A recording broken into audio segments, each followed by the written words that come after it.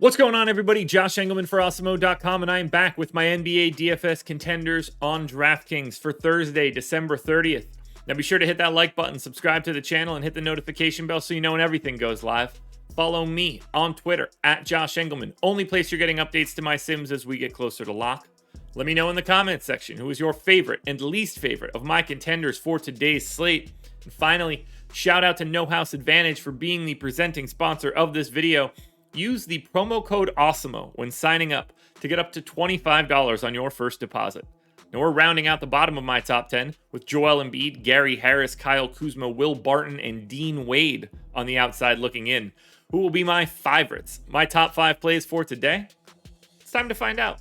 In at number 5, we've got Tyrese Maxey, point guard eligible, 5,600, so the price is coming down. Projected for 29, goals 39. He's in the optimal lineup 32% of the time.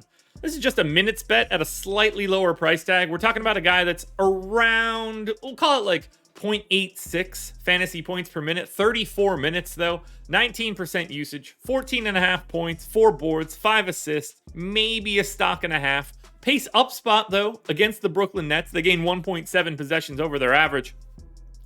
You're making a bet on minutes here. That's really all you can do. Tyrese Maxey plays a bunch of them. He's only 5,600. It's a 4-game slate, and there's not really a lot else out there that you can really like. So sign me up for some Tyrese Maxey today. In at number 4, we've got Franz Wagner, small forward, power forward eligible, 7K, projected for 37, goals 45, optimal lineup 33% of the time.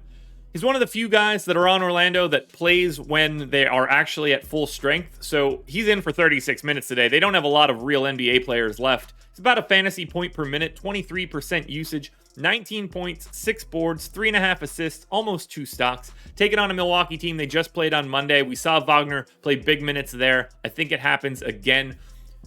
They just don't have enough true NBA players. Wagner's going to take more shots. He's going to play more minutes. He's going to do a little bit more of everything. The 7K price tag isn't fun, but as you can see, it doesn't even really matter. That still gets him to number 4. In at number 3, we are paying all the way up for Nikola Jokic. He is center eligible. 11,900, projected for 63, the goal 65.5. He's in the optimal lineup 37% of the time. I don't think anybody has the same raw point ceiling. Maybe Giannis on this slate. 35 minutes for Jokic, but in what should be a competitive game, 1.8 fantasy points per minute here for Jokic. 34% usage, 27.5 real points, 15.5 rebounds, 7 assists, and 2 stocks. Pace neutral against Golden State, but it doesn't matter. We're expecting north of 60 on Jokic. He can realistically score 80, and it wouldn't even be all that crazy. If this game is competitive, Nikola Jokic is going to have a lot to do with it, and you're going to have enough value on DraftKings that finding 11.9 for Jokic won't be that big of a problem. But he's not even the best center option of the day. Daniel Gafford in at number 2, 5K, projected for 33. The goal is just 36. He's in the optimal lineup 39% of the time. I gave him 30 minutes. He could conceivably play more. He did 2 days ago. We have no Montrezl Harrell, who is in the health and safety protocols. We don't know if Bradley Beal is back. I don't know if that matters all that much for Gafford. 1.13 fantasy points per minute, 13 points, 10 boards, an assist, 3 stocks. Very important here. Gafford's just going to see a lot more time. He doesn't have to split the minutes with Montrezl Harrell, which means at 30 minutes, he's my number 2. If things go wrong and he plays 24 minutes, he's still an okay play at 5K and can provide you value. He could play 34 minutes or more if this game is competitive. That's an even bigger bonus, because if he's getting 34, he's in sniffing distance of being number 1, but there's a very, very high floor on Daniel Gafford, and I think the ceiling is just as high. At 5K, you cannot go wrong. Now, before we get to that number 1 contender, one last reminder, hit the like button, subscribe to the channel, hit the notification bell so you know when everything goes live. Follow me on Twitter at Josh Engleman. Let me know in the comments section who your favorite contenders are. And then go sign up at No House Advantage using that promo code Awesemo. Closing it out with a very easy number 1 contender, that is RJ Hampton. Point guard, shooting guard eligible, just 3,900. Projected for 31.5. The goal is 31.6. He's in the optimal lineup 58% of the time.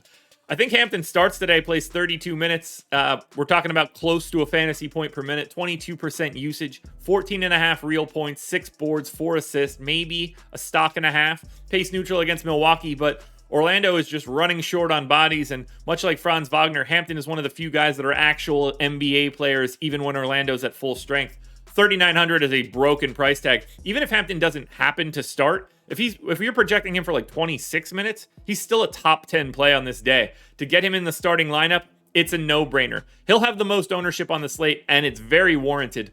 RJ Hampton is your number one contender for today. Alrighty, folks, that will do it. Those are my NBA DFS contenders on DraftKings for Thursday, December 30th. I almost said 20th. It's 30th.